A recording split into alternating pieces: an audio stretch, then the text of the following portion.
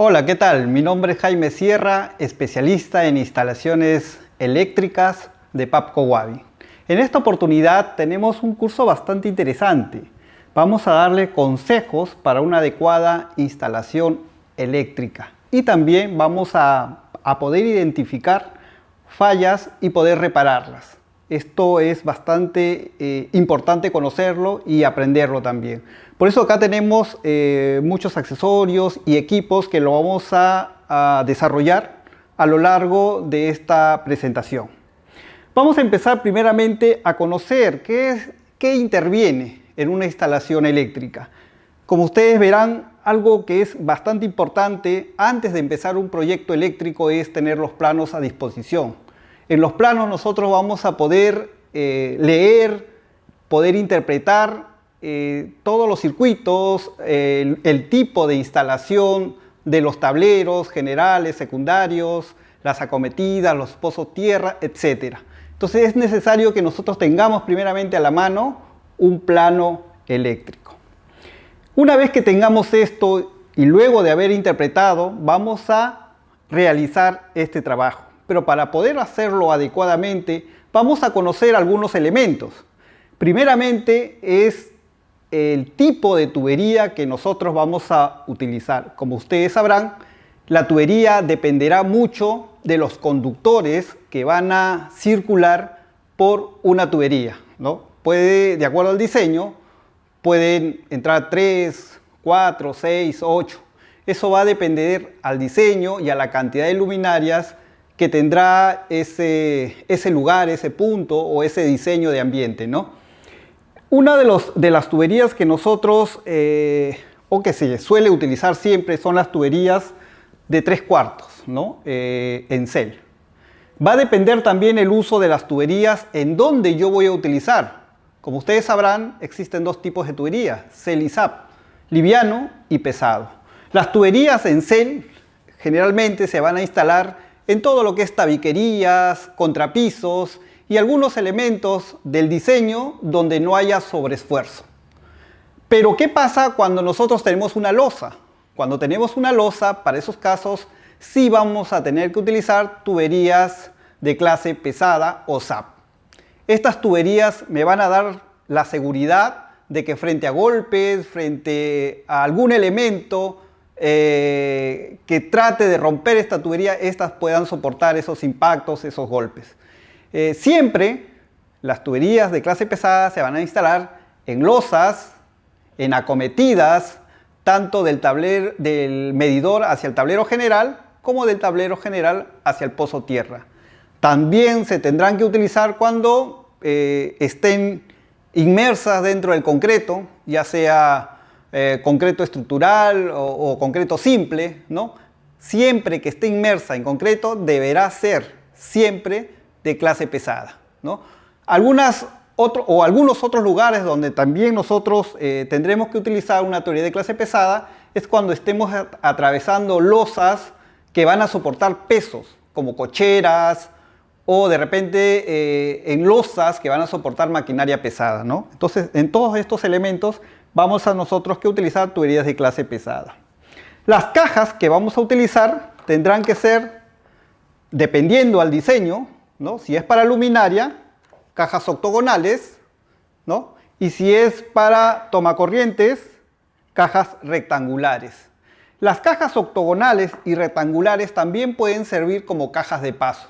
No necesariamente en todo el sistema, dependiendo la cantidad de cables que tendrán que pasar por esta caja. Entonces va a depender mucho del diseño. Si son muchos cables, entonces tendremos que comprar una caja que está diseñada para tal fin, ¿no? Generalmente son de 10 por 10 por 7 centímetros de ancho. Entonces eso va a depender la cantidad de conductores, ¿no? Que van a estar arriostradas en ese ambiente o en esa caja. Otra cosa que tenemos que tener bastante en consideración son algunos elementos de protección de los conductores. Los conductores son muy sensibles a los golpes, a los raspones, porque se pueden pelar, se pueden abrir y puede estar el cobre expuesto al exterior y haber fuga de corriente, ¿no? Entonces, lo ideal siempre es antes de instalar es perforar, debemos perforar las cajas, sea octogonal o sea rectangular. ¿Y qué es perforar? No vamos a tener que taladrar nada, ¿no? Lo único que vamos a tener que hacer es reventar o romper estos puntos, como ustedes pueden apreciar acá lo voy a hacer. ¿Listo? ¿No? Sacamos estos toques, estos taponcitos que están solamente arriostrados con unos puntos, ¿no? Y una vez hecho esto, ¿no? Vamos a colocar este accesorio que se llama conector. El conector nos va a ayudar a poder nosotros proteger los conductores frente a raspones, a rayones. Porque si ustedes se dan cuenta, aquí vamos a poder ver algunos elementos filosos de la misma caja que podrían rasgar o pelar los conductores. Entonces, la instalación es así de simple, ¿no? Si tenemos una campana, como por ejemplo esta campana que tengo a mi disposición, ¿no? Automáticamente irá insertado de esta forma. Pero si no contamos con una campana y tenemos una espiga de tubería, lo que tendremos que hacer sería lo siguiente: colocar una unión en la espiga de la tubería y luego proceder a hacer la inserción y que quede de esta manera, ¿no? Si ustedes se dan cuenta, para este lado se ve el conector unido a la campana, ¿no? Y esto es una aplicación que debe ser constante cuando nosotros instalamos cajas, sea octogonales o sean rectangulares. Entonces este es un procedimiento que nosotros siempre vamos a recomendar y siempre se debe de hacer, ¿no? No olvidar ese tema. Entonces vamos a colocar estos elementos y la unión. Otra cosa que debemos de tener en consideración serán los equipos, ¿no? En el mercado existen muchos equipos, ¿no? Tanto de instalaciones eléctricas como elementos de seguridad, como son termomagnéticas, disyuntores o diferenciales, etc. Debemos nosotros de escoger materiales y equipos que sean de excelente y óptima calidad, que tengan el respaldo y la garantía del fabricante. Por ejemplo, vamos a ver. Generalmente cuando nosotros instalamos tenemos este tipo de tomacorriente, ¿no? Si ustedes podrán ver, es un tomacorriente mixto que es para un enchufe plano y un enchufe circular. Pero no tenemos, si ustedes se dan cuenta, no tenemos la salida a tierra. ¿Y qué es lo que generalmente solemos hacer cuando encontramos estos tipos de enchufes, ¿no? O tomacorrientes? Reventamos la patita de tierra y la insertamos. ¿Qué estamos haciendo? Estamos desprotegiendo al equipo eléctrico. Entonces, ¿qué es lo que nosotros debemos de tener a la mano? Aquí, por ejemplo, podemos ver un tablero, ¿no? Que posteriormente la vamos a probar, ahora no, pero solamente como un tema de, ¿no? Como un tema de ayuda visual. A ver, voy a girar, disculpe. Con un tema de ayuda visual vamos a poder determinar, ¿no? Si ustedes se dan cuenta, aquí tenemos dos tipos de tomacorrientes. Este tipo de tomacorriente, que es el clásico, el tradicional, el que solemos encontrar en casa, y no nos molestamos por poner a tierra porque nosotros suponemos que nunca vamos a tener pozo a tierra y por lo tanto no es necesario colocarla, pero ustedes se van a dar cuenta que es importante siempre colocar cada tomacorriente que nosotros colocamos con salida a tierra. Quizás por el momento no tengamos el pozo a tierra, pero la idea es que a futuro se pueda instalar. Ahora los pozos tierra no necesariamente son excavación de un agujero, ¿no? en el patio de una casa, sino existen los concretos conductivos que se pueden instalar en cualquier departamento. Por lo tanto, deberá de estar siempre conectado al pozo tierra. Otra cosa que debemos de considerar al elegir es, por ejemplo, este de acá, este sistema. Si ustedes se dan cuenta, alguno de los peligros que se suele dar muchas veces es que los menores de edad suelen meter por curiosidad clavos o algún elemento metálico. Entonces, ¿qué pasa si un niño mete un clavo, como estoy haciendo acá, y hace contacto con el metal? Va a recibir una descarga, ¿no? Si es que no tiene elementos de contingencia, como el disyuntor o llave diferencial, ¿no? O si no hay pozo tierra. Pero para este caso, incluso el pozo tierra ni siquiera te va a salvar, porque va a recibir una descarga eléctrica directa. Entonces, ¿qué es lo que debemos nosotros hacer para estos casos? Siempre debemos prevenir. La prevención debe ser necesaria en cada tipo de instalación eléctrica. Si ustedes se dan cuenta, este es otro tomacorriente, ¿no?, que tiene una salida a tierra, y si ustedes se dan cuenta, miren, tiene una traba. Ustedes van a poder ver acá que tiene una traba. Solamente se van a activar siempre y cuando, ¿no?, siempre y cuando los dos ingresen al mismo tiempo. Vamos a suponer que este es un enchufe. Si ustedes se dan cuenta, recién ingresa.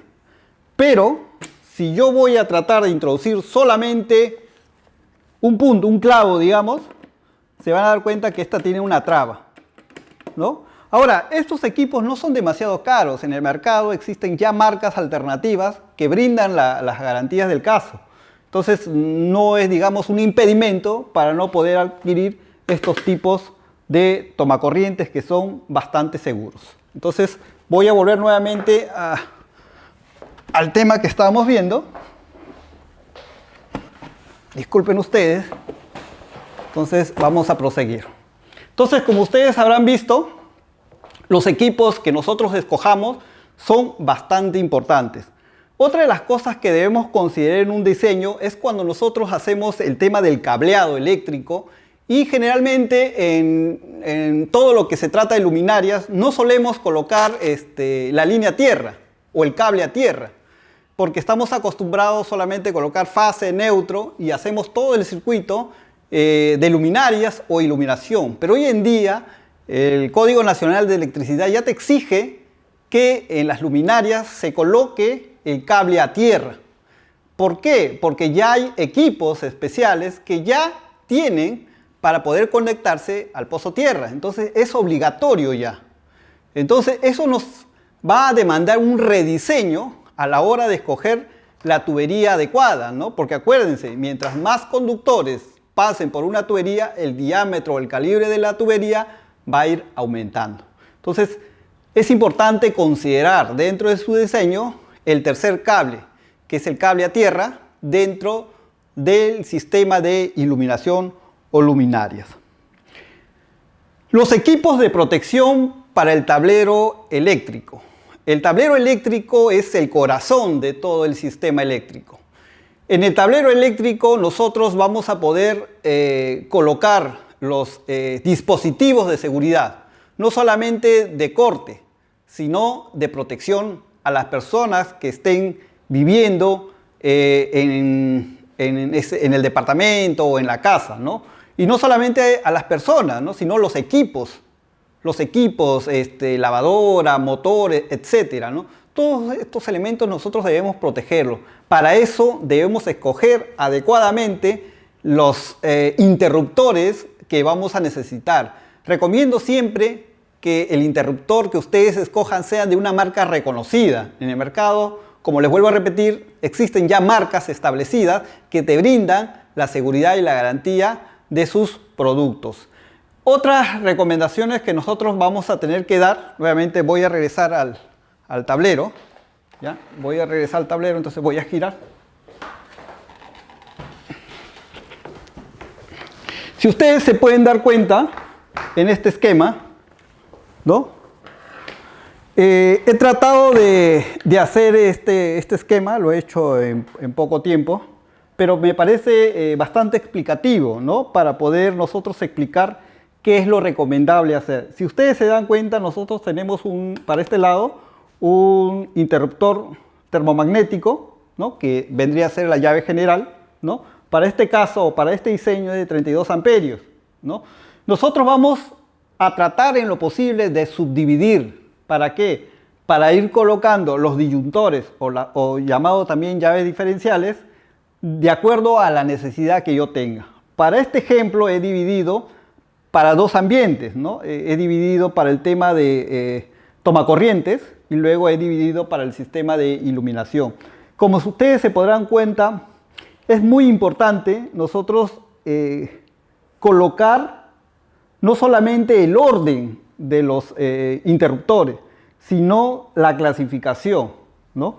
Es importante colocar los cables o los conductores adecuados, siempre utilizando los colores que están normados, ¿no? Los colores en fase, los colores en neutro, etc.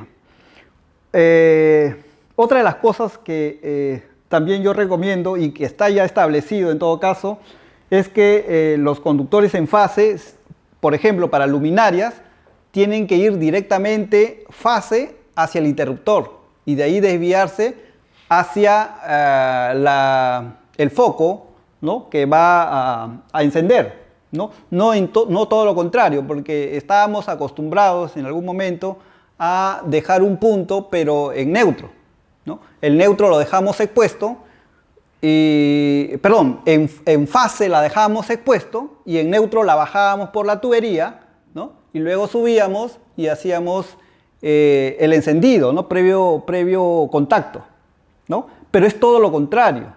¿Qué es lo que sucede si nosotros hacemos de esa forma, ¿no? De la forma tradicional, que es tener la línea en fase, activada netamente a la iluminación y pasar por el interruptor la línea en neutro?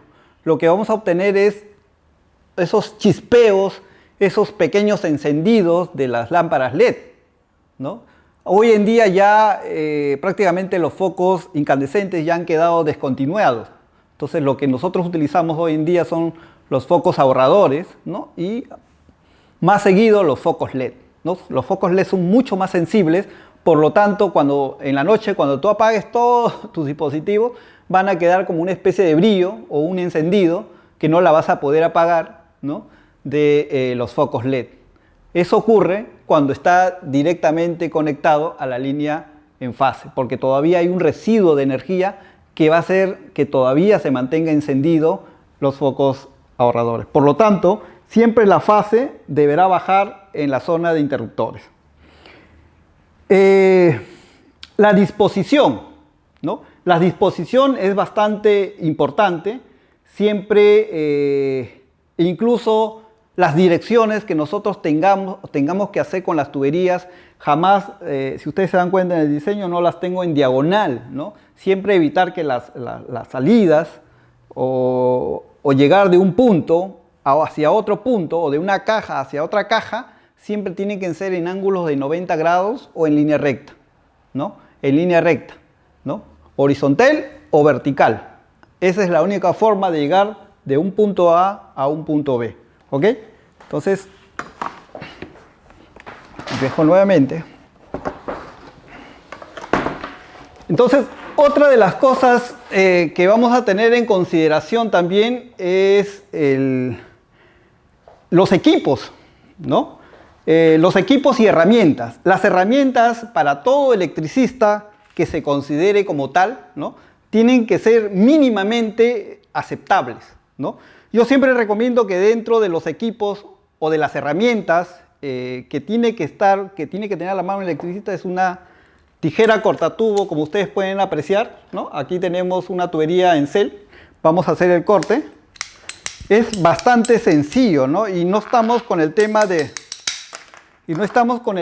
estar cortando con un arco de sierra, nos demoramos mucho tiempo, dejamos rebaba, ¿no? Y los cortes con estas tijeras cortatubo son bastante limpias, ¿no? Y no dejamos rebabas, ¿no?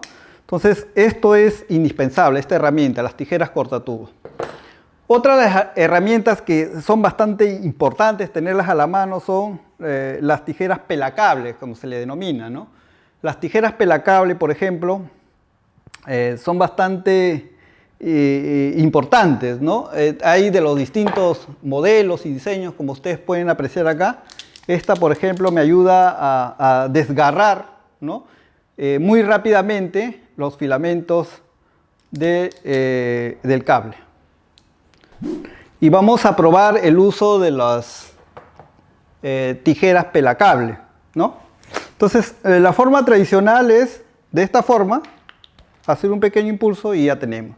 Pero ¿qué pasa cuando tenemos en la parte media? Entonces, para este caso nos va a resultar un poquito casi imposible poder jalar. Entonces, para eso tenemos esta otra herramienta que cumple la misma función, solo que va a ser más, si ustedes se dan cuenta, con un solo tirón, ¿no? Ya podemos nosotros rasgar, ¿no? es bastante amigable, ¿no? Y yo he visto a instaladores que solamente utilizan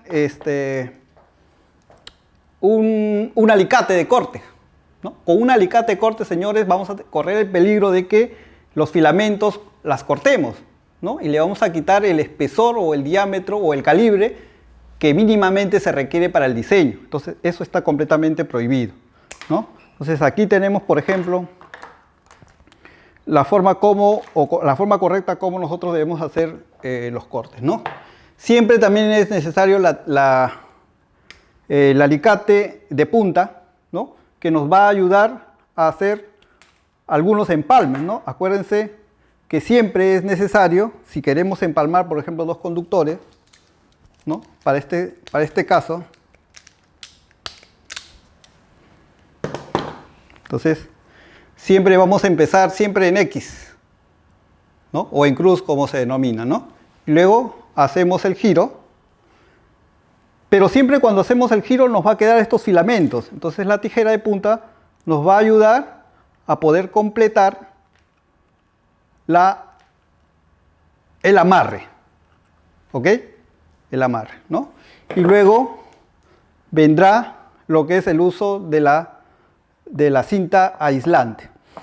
Si ustedes podrán darse cuenta, yo tengo cintas aislantes de distintos colores, ¿ya? Antes solamente podíamos conseguir, por ejemplo, el color negro, ¿no? Hoy en día ya tenemos esta gran variedad. Lo ideal, señores, cada empalme que hagamos, lo hagamos con su respectivo color para poder identificar, porque si colocamos todas las cintas aislantes de un solo color, podemos confundirnos. Entonces, lo interesante es hacerlos de un solo color. Pero para este empalme, por ejemplo, voy a utilizar el color azul, ¿no? Entonces, la forma correcta, ¿no? Tenemos este empalme que acabamos de hacer, ¿no?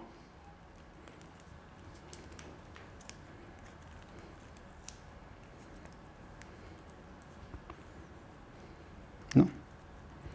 Y aquí ya tenemos el uso de la cinta aislante.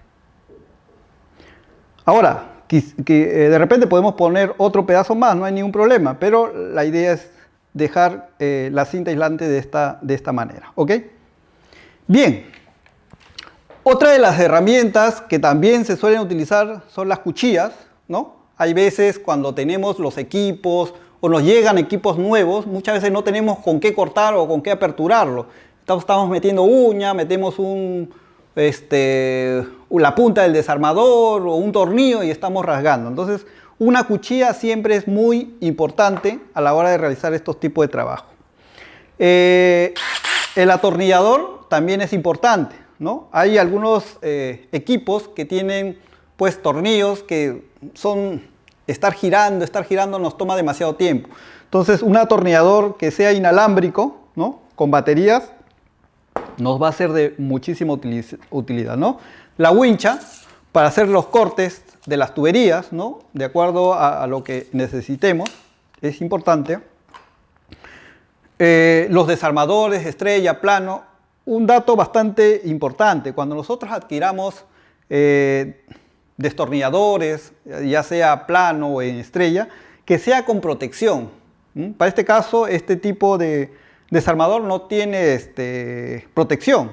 Entonces, ¿qué puede pasar? En el ardor, en el trabajo que nosotros tengamos muchas veces de ajustar de repente un tablero, algún tornillo del tablero, ¿no? Podemos de repente, en algún caso, hacer contacto o tocar la mano directamente con el metal y podríamos recibir una descarga eléctrica, ¿no? Porque una mala práctica, ¿no? En instalaciones eléctricas es muchas veces no desconectar la llave principal y trabajar de esa manera. Esa es una pésima manera de trabajar. Estamos arriesgando nuestra vida. Entonces, siempre cuando hagamos un trabajo de mantenimiento, reparación o instalación, debemos bajar la llave general. Siempre la llave general tiene que estar abajo. Para este caso, el sistema todavía está desactivado, no hay nada de corriente, pero siempre debe estar, todos los elementos deben estar totalmente desactivados.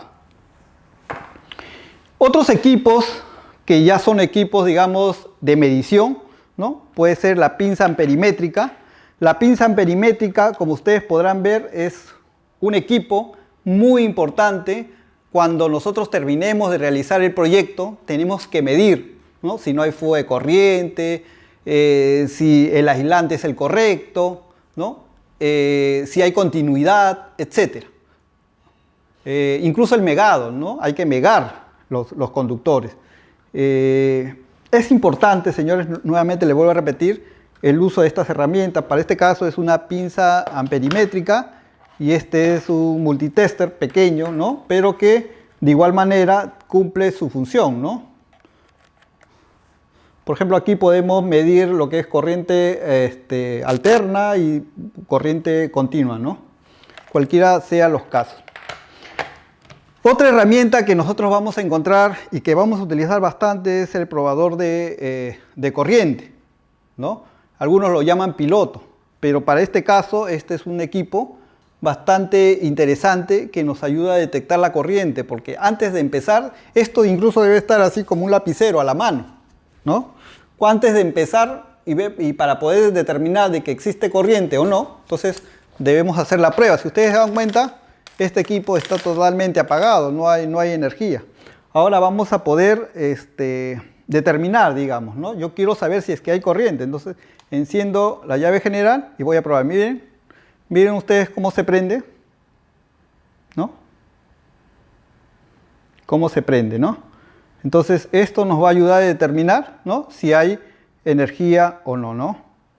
Entonces este es, digamos, la herramienta en la cual nosotros debemos tenerlo siempre a la mano. Ya. Bien, como ustedes se habrán dado cuenta, estas son algunas de las herramientas que debemos nosotros de tener siempre presentes.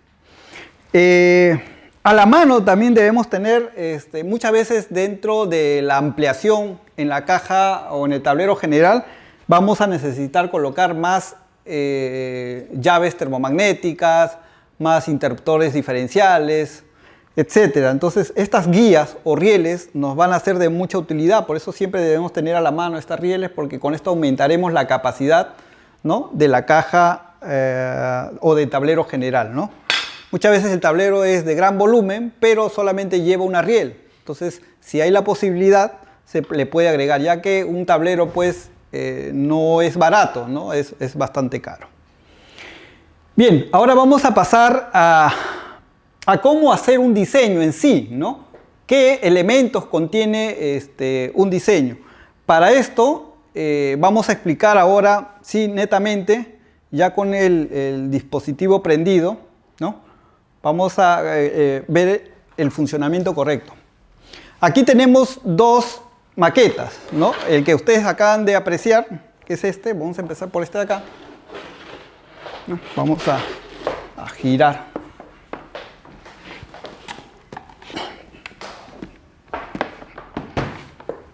Bien, ahora sí vamos a explicar muy detenidamente cómo armamos el tablero, ¿no? Como ustedes verán, aquí tenemos la acometida. Entonces este tablero ya está energizado, ya hay energía eléctrica, ¿no? ¿Y cómo vamos a poder determinar? Porque justamente mi probador de voltaje me va a determinar que sí hay corriente. Entonces sí tenemos corriente. Entonces tenemos la llave general, ¿no? Y para poder, digamos, alimentar mi circuito número 1, ustedes podrán ver, ¿no? Circuito número 1, para este circuito estoy considerando dos tomacorrientes, un interruptor de timbre o pulsador, ¿no? Y tenemos el timbre, ¿no? Tenemos una llave o un interruptor termomagnético de 20 amperios y otro de 16 amperios. Por lo general, para tomacorrientes se suele colocar de acuerdo al consumo y de acuerdo al diseño ya establecido, ¿no? Que en líneas generales es de 20 amperios, ¿no? Salvo que haya un aumento de demanda. Si hay un aumento de demanda y el diseño así lo requiere, podríamos cambiar de 20 a 25 amperios, ¿no? Pero un amperaje tradicional para tomacorrientes de una zona, ¿no? Es de 20 amperios. Acuérdense que los puntos de tomacorriente para un adecuado circuito es de 12 a 15 tomacorrientes tienen que ir en un solo circuito, Entonces, de 12 a 15 tomacorrientes. Pasados los 15 puntos de tomacorriente ya debemos hacer otro circuito. Podría ser un circuito 2, ¿no? Y si tenemos más todavía, tenemos que subdividir en 3 circuitos. La idea es poder equilibrar las cargas y no acumular en un solo circuito un máximo de demandas. Entonces tenemos aquí para los tomacorrientes un interruptor termomagnético de 20 amperios y otro de 16 amperios. Tenemos otro circuito, ¿no? Si ustedes podrán ver, tenemos otro circuito. Este es el otro circuito, el circuito número 2, ¿no? Pero para este caso he visto la opción, digamos, de poder aperturarla y poder ver los conductores, ¿no? Estos 3 conductores es lo que tendrían que pasar por todo ducto de PVC, ¿no? Si ustedes pueden apreciar, tenemos la línea en fase, la línea en neutro y la línea de toma tierra, ¿no? Generalmente en fase se determina que los colores deben ser o rojos, ¿no? O negros, ¿no? Los colores oscuros, hasta azul en algunos casos. Y para los colores neutros, generalmente van a ser colores claros, como es el blanco, el gris, ¿no?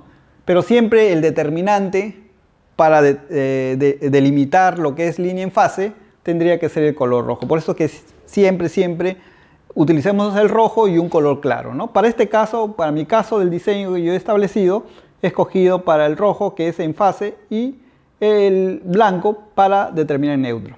Ahora, los conductores a tierra, hoy en día, bueno, antes eran de color amarillo, luego cambiaron a verde, ahora es un verde amarillo. Entonces, aquí, por ejemplo, tenemos un conductor verde amarillo, ¿no? Que identifica al amarillo y al verde, a la misma. Está también dentro de normas, se puede utilizar, ¿no?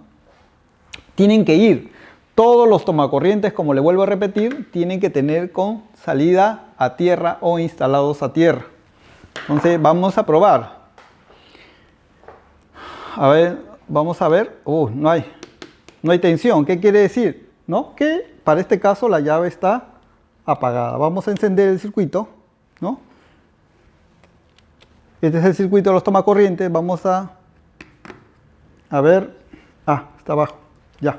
Hemos encendido. Listo. Ya tenemos la energía. Vamos a ver para este caso. ¿Ven ustedes? Tenemos energía en los tomacorrientes, ¿no? Tenemos energía, ¿no? ¿Ok? Listo. Ahora vamos a ver, ¿no? Aquí aún no hay nada, entonces encendemos el segundo circuito, ¿no? Y vamos a poder determinar que existe energía eléctrica, ¿no?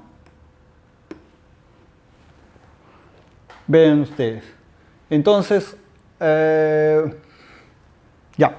¿Cómo determinamos ahora, ¿no? La corriente? Entonces, vamos a ver, por ejemplo, acá tenemos mi amperímetro. Entonces, para poder utilizar adecuadamente el amperímetro, vamos a encenderlo para este caso, ¿no? Y vamos a poner voltaje. El voltaje, ¿no? Está en DC y AC. Entonces, en corriente alterna y corriente continua. Para mi caso, voy a poner en corriente alterna, ¿ya? Entonces, vamos a medir. A ver. Si ustedes se dan cuenta, vean ustedes cuántos voltios está determinando. Está en un rango de 226. Acuérdense que la corriente establecida es de 220, pero siempre hay una fluctuación más o menos. Por eso se llama corriente alterna. Una pila o batería es una corriente continua, ¿no? Pero la corriente que tenemos en casa, en monofásico o en trifásico, sea el caso, siempre es una corriente alterna, ¿no? Para este caso, este es un sistema monofásico, ¿ya? Hay algunas viviendas, de acuerdo al consumo que se pueda dar en la vivienda, podría ser una corriente trifásica, ¿no? Que pueda venir, ¿no? Entonces, para este caso es monofásica, por lo tanto, vean ustedes, ¿no? Ahí nuevamente está la corriente, 226 para este caso, ¿no? Aquí tenemos el hold para congelar. Y ahora, de repente, si ustedes pueden ver ahí, esta es la corriente que está determinando, ¿no? Vamos a medir este otro punto.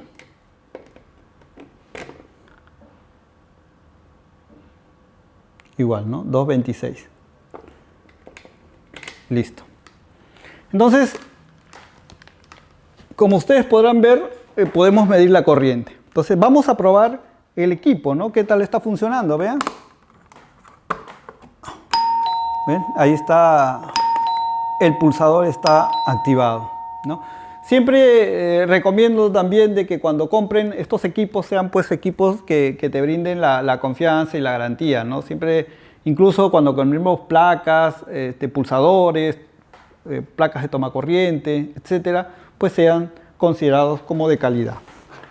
Otra de las cosas que vamos a analizar de este diseño, si ustedes pueden ver que todos los conductores de color amarillo, verde o verde-amarillo están conectados a una bornera, ¿ya? Siempre cuando armes tu tablero, estas tienen que estar, todas las salidas a tierra tienen que estar conectados a la bornera, ¿no?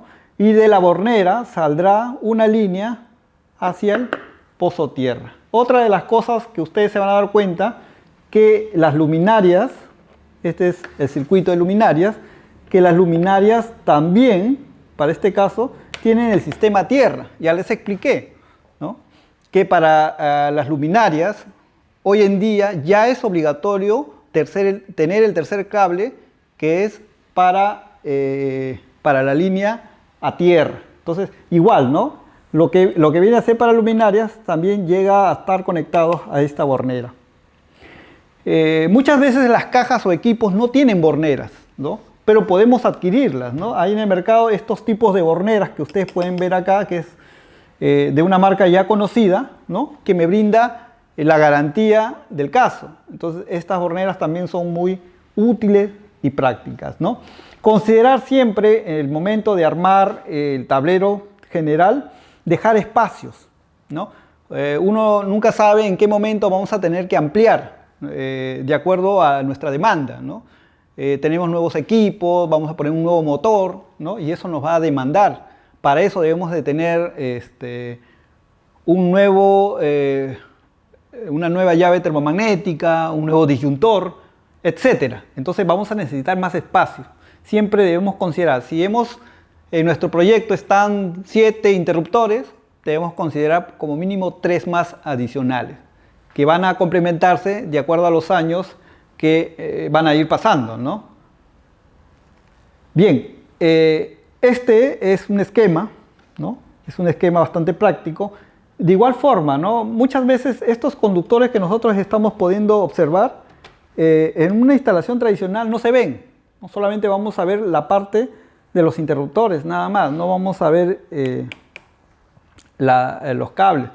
Pero cuando nosotros armemos tienen que haber un orden, señores. Un orden establecido. No podemos aplastar o apachurrar los conductores. Si ustedes se dan cuenta, para este caso, ¿no? Antes se solía hacer espirales. Hacíamos doblez, agarrábamos un tubito y lo girábamos y lo dejábamos como un acordeón. Eso está totalmente prohibido, ¿no? Porque eso produce un arco eléctrico. Entonces, lo más recomendable es solamente doblarlas, ¿no? Y lo más largo posible y hacer un pequeño nudo. Siempre debemos dejar una longitud de por lo menos 30 centímetros.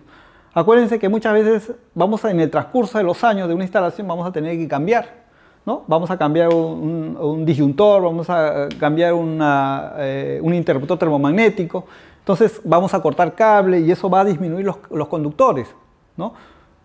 Para eso se dejan estos retazos, ¿no?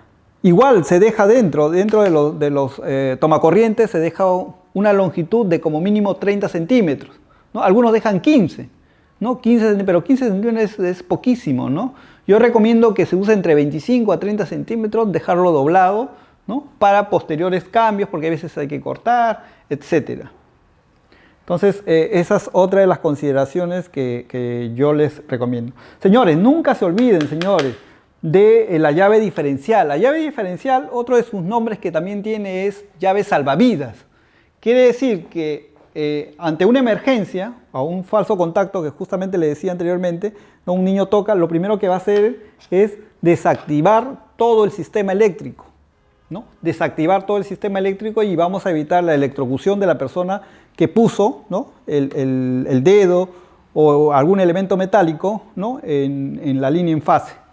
Vamos a evitar un accidente, ¿no? Entonces, las llaves diferenciales o disyuntores nos van a salvar para ese caso. Vamos a hacer una prueba. Si ustedes se dan cuenta, aquí tenemos una T. Este es un botón de test, ¿no? Que nos va a ayudar, por ejemplo, a desconectar. Vamos a ver aquí. Ahí está funcionando, ¿no? Entonces, ¿qué pasa con el test? Vamos a hacer, este es el circuito 1, ¿no?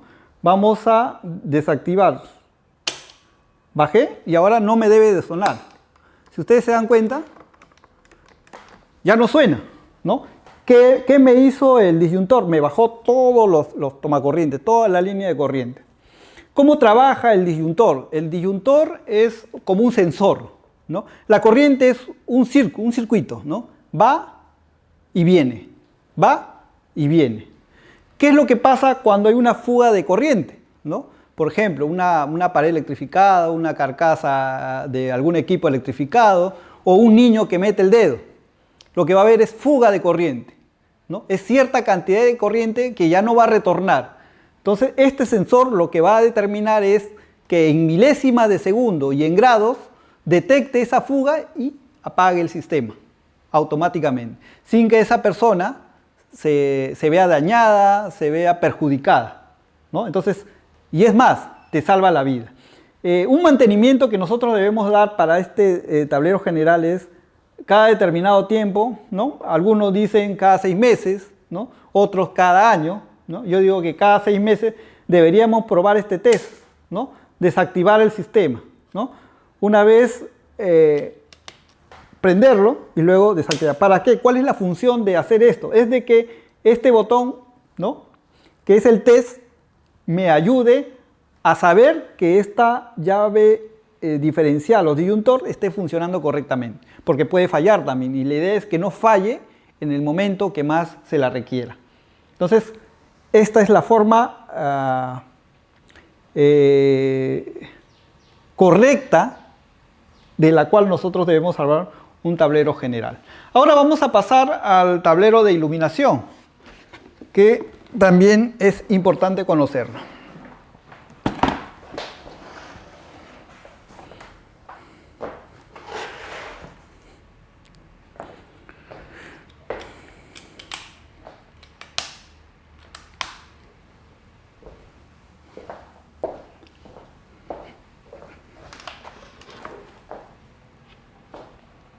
Ya, vamos a ponerlo acá.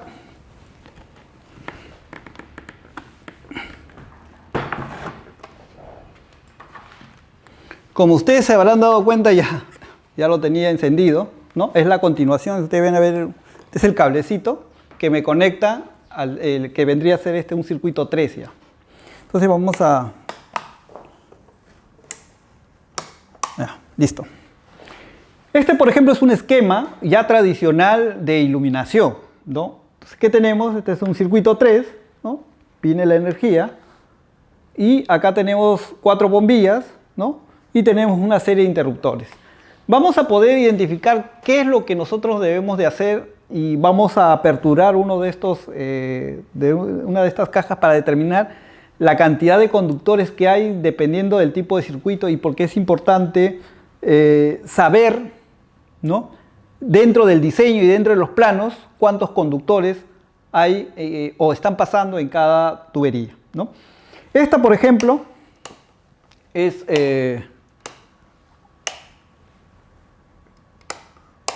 un interruptor de conmutación simple, ¿no? Un interruptor de conmutación simple generalmente se suele colocar en la entrada de las casas, ¿no? Tú abres tu puerta, enciendes tu interruptor, luego sigues transitando, ya estás saliendo, ¿no? Te vas a tu dormitorio porque ya no quieres regresar hasta tu puerta, entonces, ¿no? Con esta la puedes apagar, ¿no?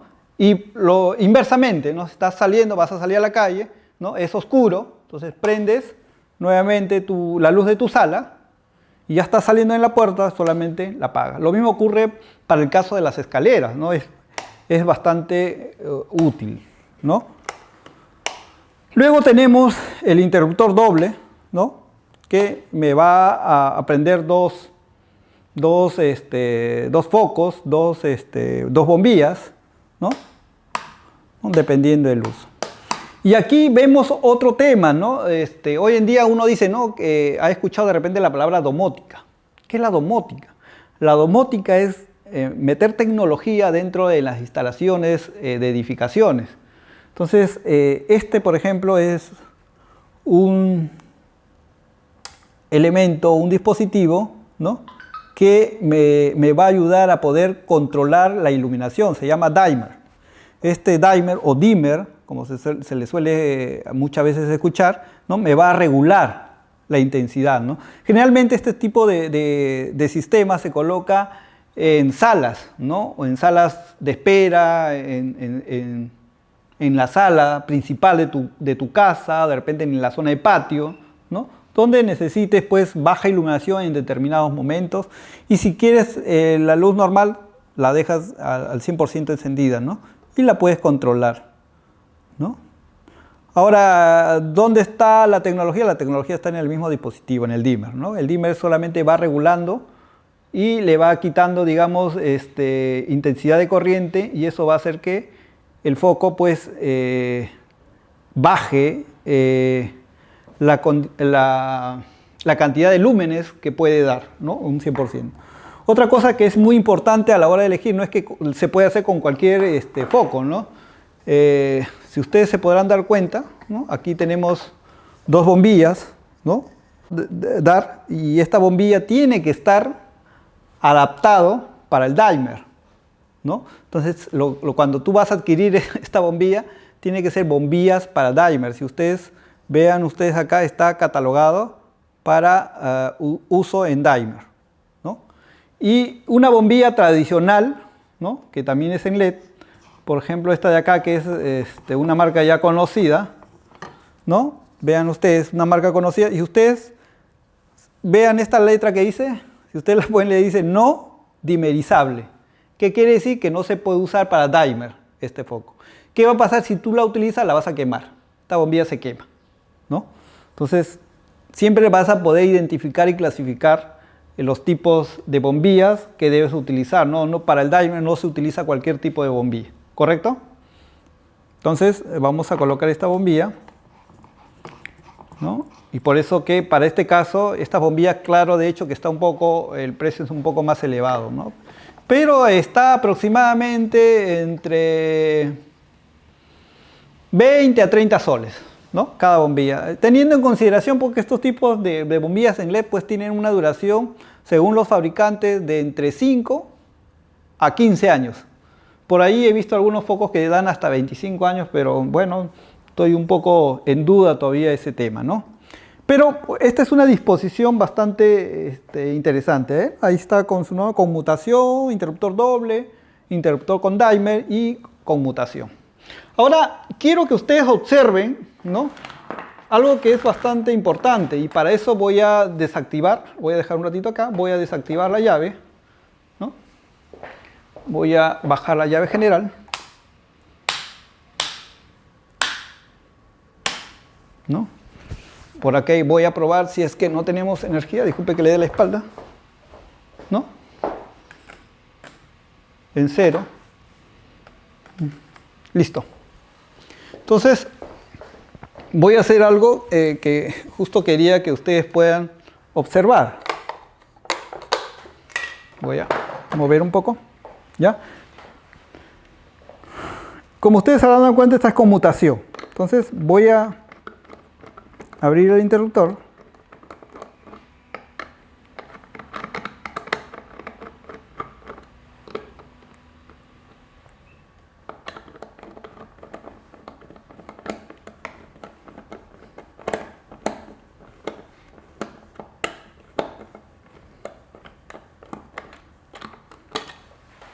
Vamos a sacar los tornillos.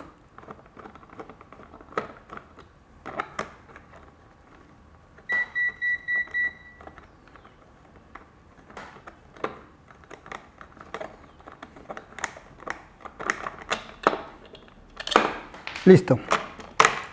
Bueno, ¿qué ocurre? Miren, ustedes se habrán dado cuenta de que aquí se ha salido un conductor de amarre, ¿ya? Esto suele ocurrir, por eso que en algunos casos, algunas formas de identificar fallas, ¿no? Es primeramente, antes de tratar de arreglar, hacer algunos tipos de arreglos en casas, en viviendas, siempre, ojo, esta es una recomendación muy importante, es bajar la llave general. Nunca traten de trabajar con la corriente. Acuérdense que la corriente que viene es corriente viva, es en fase. Siempre la línea en fase va a bajar a los interruptores y la línea en neutro es la que se va a quedar conectada para que esté en contacto directo con la bombilla. Entonces, por lo tanto, aquí hay corriente que te podría matar, ¿no? Hay que utilizar o hay que desactivar o bajar siempre la llave general y con el buscapolo o con el probador de voltaje, ¿no? Verificar de que no haya nada de corriente, ¿no? Entonces, una de las fallas que puede es la que ahorita acaba de suceder, ¿no? Que no apretamos correctamente, ¿no? Las borneras, ¿no? Y se nos desacopla, ¿no? Se nos desacopla como es en este caso. Otra cosa de por qué he he sacado este interruptor es para poder nosotros determinar que las placas o interruptores para conmutación siempre tienen esta forma, 3 líneas, ¿no? En algunos casos está en línea recta. Hay que saber utilizar o saber empalmar correctamente, porque basta que coloquemos un cable que no está en su debida posición, no te va a funcionar el sistema. No te va a funcionar el sistema. Por ejemplo, este modelo Ticino, que es el estándar, que es el más económico, que se suele vender bastante, es de esta forma, ¿ya? Siempre, ustedes se van a dar cuenta que la línea, esta roja es la línea en fase, que está llegando directamente, siempre va para este lado. Eso siempre se va a cumplir, ojo, que en todas las instalaciones, ¿ya? Ya. Siempre la línea en fase, para este caso de equipos, va a este lado del lateral, el que va solo, que no tiene compañera, ¿no? Siempre va a ir a ese punto. Y luego, ¿no? Se va a conmutar con estas 2 líneas que van a ir directamente hacia el otro punto, ¿no? Y el tercero que sale, completamente solitario, ¿no?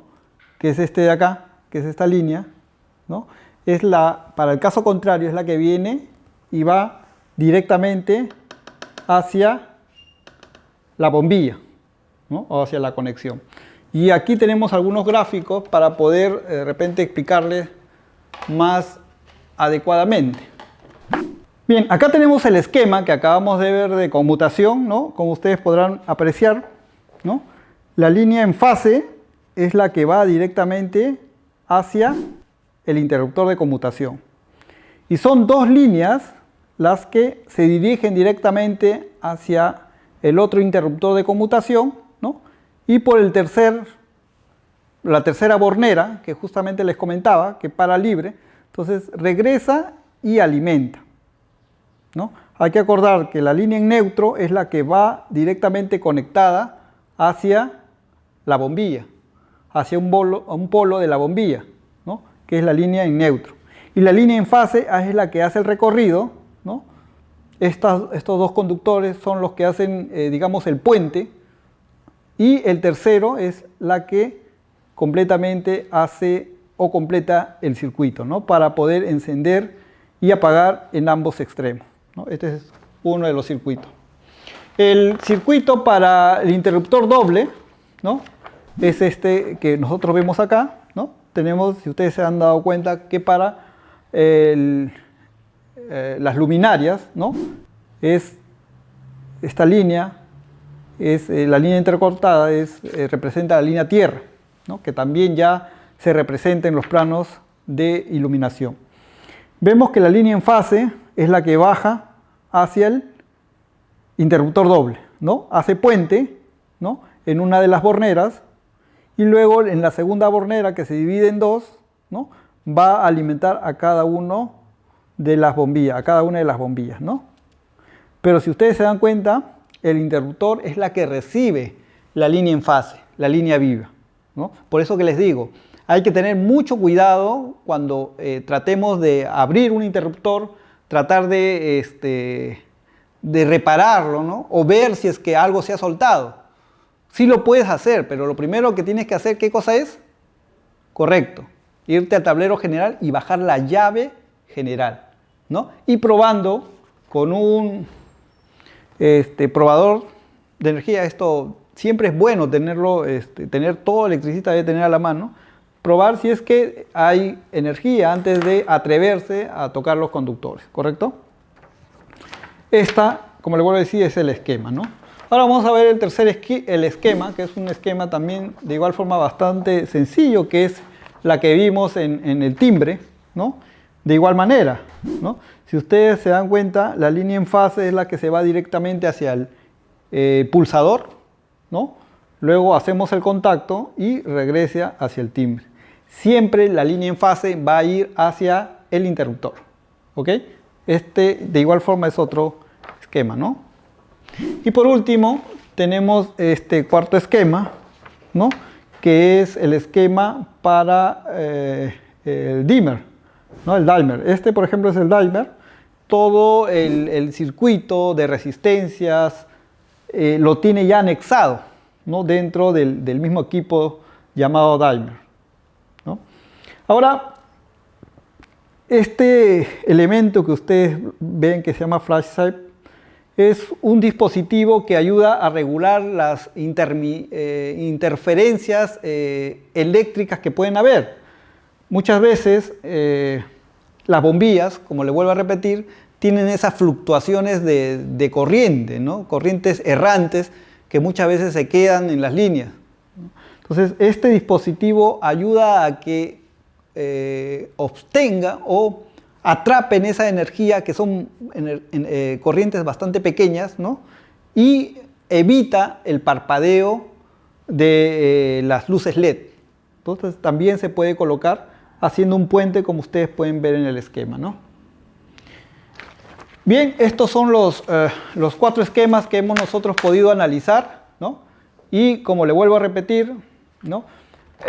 Siempre que queramos revisar, ¿no? Porque las fugas se suelen haber por lo general en los interruptores, y también otras zonas donde podemos de repente ver que hay, cuando un circuito completito, cuando el circuito no funciona, es por lo general una llave termomagnética, pues ha habido un afloje, ¿no? Entonces lo ideal es bajar la llave general y verificar el ajuste, ¿no? Agarrar un alicate de punta y tratar de mover, ¿no? A ver cuál de estos está suelto. Si identificamos que uno esté suelto, entonces insertamos el cobre hacia la zona de atornillar y luego ajustamos con un destornillador, ¿no? Ajustamos y nuevamente subimos la llave general y verificamos de que haya energía en el sistema, ¿no? Voy a aperturar también para ver las cantidades de cable que hay en un... Entonces vamos a retirar los tornillitos. Bueno, se cayó abajo, ya. Si ustedes se dan cuenta, hoy en día ya hay más cantidad de conductores, ¿no? Es importante poder saber la cantidad de conductores. Por ejemplo, es el conductor a tierra que ya les comenté que debe de estar dentro de la... Así no se utilice, ¿no? Si no se utiliza, se tendrá que hacer un empalme con protección, con una cinta aislante del mismo color, ¿no? Para poder a posterior identificarlo. Posiblemente aquí pueda haber un cambio a futuro, ¿no? Entonces ya tenemos la línea tierra conectada, ¿no? Otra de las cosas que quería que ustedes vieran es que las cintas aislantes que se utilizan para cada color, ¿no? Tiene que estar establecida, ¿no? La cinta aislante tiene que ser del mismo color del conductor, ¿no? Por eso justamente les había enseñado en un principio, ¿no? Que hay que tener todos los colores, si es posible, ¿no? De los conductores que haya, ¿no? Entonces vean ustedes que los conductores están siempre con una cinta aislante del mismo color, ¿no? Bueno, esto es la cantidad de conductores que hay, ¿va?, para realizar un empalme. Siempre hay que considerar que dentro incluso debemos dejar espacios de 30 centímetros de longitud, no 30 centímetros, estamos hablando de más o menos esta longitud o esta distancia, ¿no?, para poder hacer los arreglos y reparaciones, ¿no?, y no tener que estar al límite, ¿no?, porque cuando dejamos 15 o dejamos 10, que es algo tan cortito, pues por el tiempo podemos hacer cortes y al final no tenemos nada, no tenemos cómo mover y hacer pues un cambio adecuado, ¿no? Bien, señores, entonces, como ustedes podrán haber apreciado, lo importante que es tener pues no solamente los planos a la mano para poder hacer el esquema correcto de una buena instalación, sino que tener los materiales adecuados, materiales que te brinden garantía, que te brinden confianza, y también los equipos eléctricos. Entonces, espero que esta explicación les haya parecido interesante. La idea es seguir aprendiendo. Quizás haya otro momento en los cuales podamos ver a detalle cómo es el armado de cada uno de los circuitos. Bueno, conmigo será hasta otra oportunidad. Gracias.